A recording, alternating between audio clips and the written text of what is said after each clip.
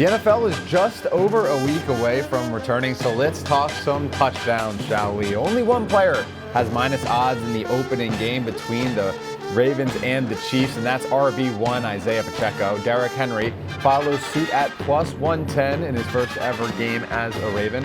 And perhaps most notable on this list, rookie Xavier Worthy coming in at plus 185 and having better touchdown odds than Rashee Rice.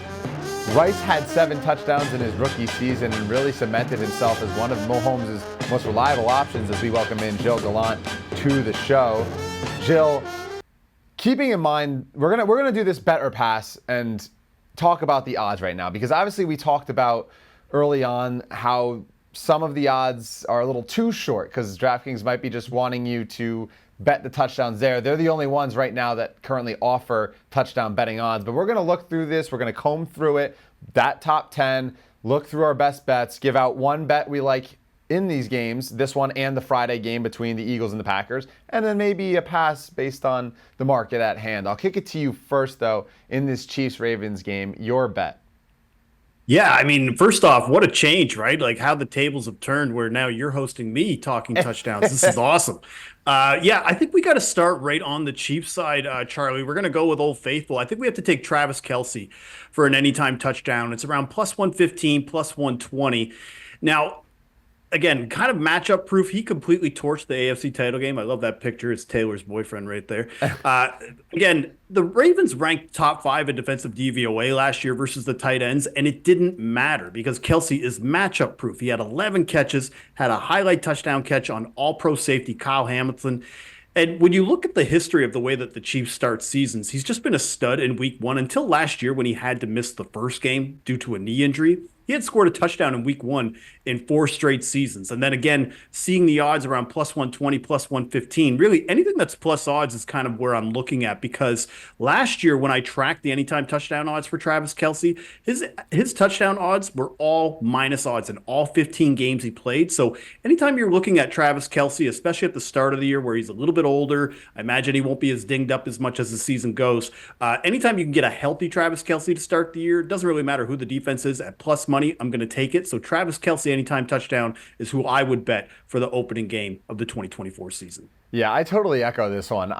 To see the plus money next to Travis Kelce's name, and like if you also think about what's going on in this Chiefs locker room right now, we don't know the status of Rashee Rice. Does he get suspended entering the season? That's a possibility. They just bring in Juju Smith-Schuster, so maybe Hollywood Brown's injury is serious and he's not going to be back for week 1 and potentially even longer. There's a lot going on in that wide receiver room, but there's one constant, and it's Travis Kelce being there. And at plus money, I'm echoing your sentiment here. I love this bet on Kelce to get the job done early on, and we saw how he was in that AFC Championship game in particular. But now let's look on the other side of things. Let's look at who we want to fade in this matchup. Right. You're going to go down the list a little bit and target a Ravens receiver. Right. And I think the main thing that I want to offer as a disclaimer here is this isn't me saying that this player won't score. Yeah. This is me saying that where his odds are and based on the way that he's been used in this offense, it doesn't match up. So the first guy that I look at is Rashad Bateman. He's around plus 350. I was hoping that that would be closer to around plus 450 for expected odds because he only had 1 touchdown catch last year.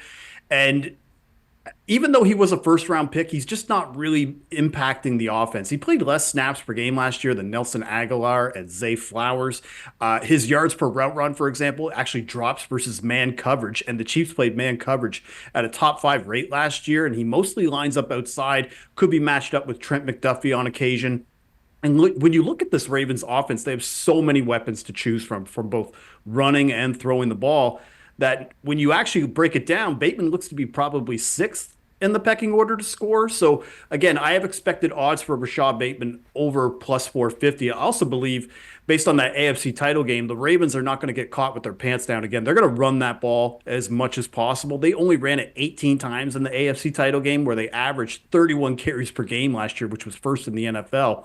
I think the upside of passing touchdowns for the Ravens offense is quite limited once you get past Zay Flowers and Mark Andrews. So Rashad Bateman at plus 350, there's just not enough odds value for me at this stage. If you can get it at plus 450 or better, great. But at plus 350, I would fade Rashad Bateman. Yeah, I think this is one of those things that I mentioned earlier about maybe the odds being, juiced down a little bit too much here. And you get in the tax of the week one. Everybody wants to get involved so they can get away with maybe extending 100 cents on the Rashad Bateman touchdown closer to your fair odds. But my pass, and this is the same thing as you said, right? Like, I'm not going to say this guy's not going to score a touchdown, but then based on the current odds at hand and what we know, Xavier Worthy, I think, is just way too low here at plus 185. The fact that you look at this matchup, and yes, if Rashee Rice is suspended, then it's like, okay, a lot of things change. But as of right now, you're working under the assumption that he's not. You're working under the assumption that Marquise Brown is not playing, so Worthy enters as wide receiver 2, maybe 3, but there's so many mouths to feed, just like in Baltimore. And when you look at and you break down the red zone options, Pacheco, Kelsey, Rashee Rice are all going to be top 3 guys. Rashee Rice had 7 touchdowns a year ago and really came on strong in the second half of the season. Worthy profiles more of a deep threat, a guy that can break off a big one and explode. You look at his numbers in Texas, he had just 5 touchdowns in 14 games. I really don't understand how he's sub 2-1 here. This one also feels like another tax one where you're paying a discount or you're paying taxes just to get in on the Xavier Worthy hype train during the preseason when really it should be north of 2-1. And, based on the mouths to feed in this Chiefs offense and how good the Ravens defense is, it seems unlikely that Worthy is worthy of this price. No pun intended. Worthy is worthy of this price. Yeah. I think what I call it, Charlie, is the Chiefs premium. Basically, if you want to bet a Chiefs touchdown score, you're likely going to have to bet it at steamed odds, especially a guys like a Pacheco or a Kelsey. So whenever you could see a Kelsey at a plus odds, it's kind of the time where you want to jump back in. Like Rashee Rice, I just want to remind people, Rashee Rice last year was plus 450 in week 1 to start the season against the Detroit Lions before he scored that touchdown. And there was a lot of debate coming into the year. Is it going to be Rashee Rice? Is it going to be Justin Ross? It's Sky Moore's turn to emerge. Marcus Valdez-Scantling is going to be able to come back and be more effective in this offense. And you saw that pretty much it was Rashee Rice's job from week 1 onward. And so for Xavier Worthy to have plus 185, that to me is wild to come into the year. I really think we were looking for something over plus 200, given the fact that we just don't know where he's going to be effective in this offense. So I think you're saying the same thing. He might score, but at plus 180, I think you have to pass on week 1 until we see how involved he is in this offense. Right. Even in the red zone packages, it's like, would I expect Xavier Worthy to get in over maybe like a bigger body like Justin Watson? Like, I don't understand. Maybe you're just expecting an exploding game, but the Chiefs receivers, again, had just 100 receiving yards against the Ravens in that AFC Championship game. I looked at this thing and I was like, Rashee Rice has higher odds. I was just utterly shocked based on the market at hand. But there you go, our bet and passes for this Thursday night football game to kick off the NFL season. Let's look at Friday night's top 10 scoring leaders as well. And you look at the board, and a pair of new faces lead the way in the touchdown market. Josh Jacobs, Saquon Barkley, plus 110 and 115 respectively. And you'll notice there's a lot of Eagles early on, and that makes sense given this dynamic offense. Go down the board a bit, and you're going to see a trio of weapons for Jordan Love. Christian Watson, plus 175, Jaden Reed, Romeo Doubs, those 3 rounding out the Packers' top 5 of odds. And, of course, Jordan Love to rush in a touchdown at 340 as well. So, Gilles, you're going to give me your bet, and I think we're going to have a little bit of a disagreement here later, but I'm not going to give it away too much. Tell me who you like to score in week 1. Right. And with the Packers and Eagles, I think you immediately look at the top of the odds and you see a lot of steam. But the one guy who didn't get enough steam, in my opinion, is Jalen Hurts for an anytime touchdown because it's around plus 130.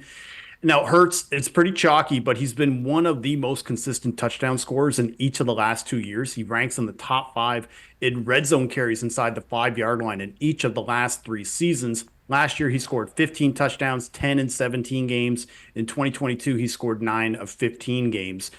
I'm just not as, I guess I'm not as overblown by Jason Kelsey retiring because while I do consider him a great center, it's not like the rest of the offensive line was just a bunch of scrubs. There's still a top 5 offensive line with or without Jason Kelsey. And much like Travis Kelsey, Jalen Hurts, he had minus odds a lot last season. 12 of 17 games. His average anytime touchdown odds last year for Jalen Hurts was minus 115. So, again, very much a matchup proof type of scoring position when they get within the 5 yard line. If Jalen Hurts is at anything over plus 120, in my opinion, that is the time when you want to bet him, especially in a week 1 game against the Packers, where it's probably a little bit easier of a matchup for him, considering that the Packers actually are a little bit worse against the run compared to the secondary and defending the pass. Right. It's interesting. More on, Hurts and the Eagles offense as a whole in just a bit. My bet is going in the opposite direction here. So we'll table this to the side and we'll talk about my bet. Going to the Packers side of things, the guy I like in this matchup is Jaden Reed at plus 225. And his odds are right around Romeo Dobbs's, but I think there's a clear number 2 in this offense behind Christian Watson, who has garnered a lot of the red zone targets and is their most explosive guy, but he also carries that injury risk. Jaden Reed really came on as such a dominant dual threat in the second half of the season. He ended the season in his last 8 games with 6 touchdowns. 75% of those games he scored a touchdown. He was really, really dynamic. That was regular season, not postseason, by the way.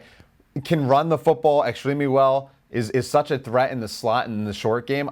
8 red zone targets inside the 10 last season, which was second on the team, 1 behind Romeo Dobbs. I just think this number is way too long where you can attack the Eagles in the middle of the field. Jaden Reed has really come on strong. Josh Jacobs filling in the role for Aaron Jones has just led to this Packers offense remaining dynamic. I think we could see fireworks in this game. So getting a guy like Jaden Reed north of 2-1, I was expecting him closer to, that 195 range where we saw maybe the Rashee Rices of the world. And the fact that he's, 40, 50 cents more than Xavier Worthy, I have to throw on Jaden Reed here. The explosiveness from him is just too much for me not to pass. Yeah, it's interesting with Jaden Reed because you know that for the most part, he's either going to line up in the slot. He rarely lines up outside. Yeah. And a lot of the time when the Packers go with 2 wide receiver sets, they usually go with Christian Watson, Romeo Dobbs on the outside. But the one thing about Jaden Reed is that he actually is top 5 in the NFL in screen passes. He was as a rookie. And a lot of the things, too, when you look at the red zone targets for a full season scope, and you see Romeo Dobbs, he has 18 red zone targets, led the team last year.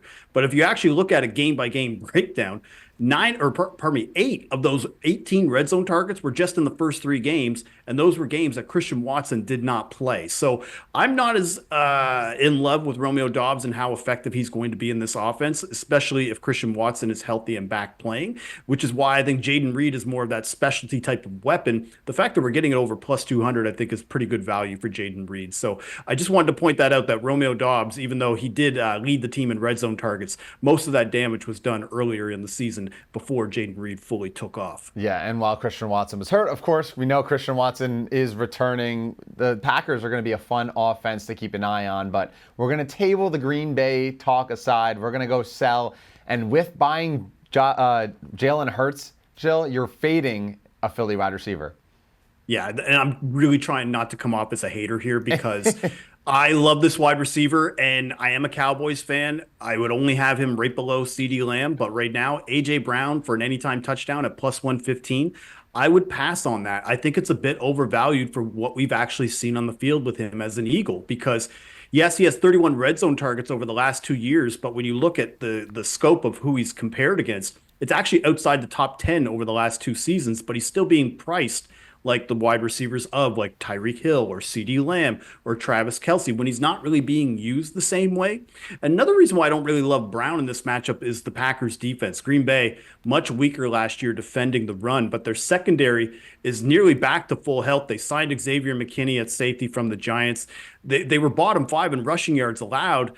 I mentioned this about the Jalen Hurts bet, which is why I'm looking more for the rushing attack on the Eagles side than the passing attack. Also, the Packers, they got a new defensive coordinator. They brought Jeff Hafley in from Boston College. He's known to be more of a specialist in defending the pass. And the Packers, they ranked bottom 10 defensive DVOA defending the pass last year. So there's going to be a much more improvement in that secondary. And so, again, this isn't me saying that A.J. Brown won't score. This is me saying at plus 115 for an anytime touchdown for A.J. Brown, you'd be better served to take Jalen Hurts at plus 130 or take Saquon Barkley at plus 115 instead.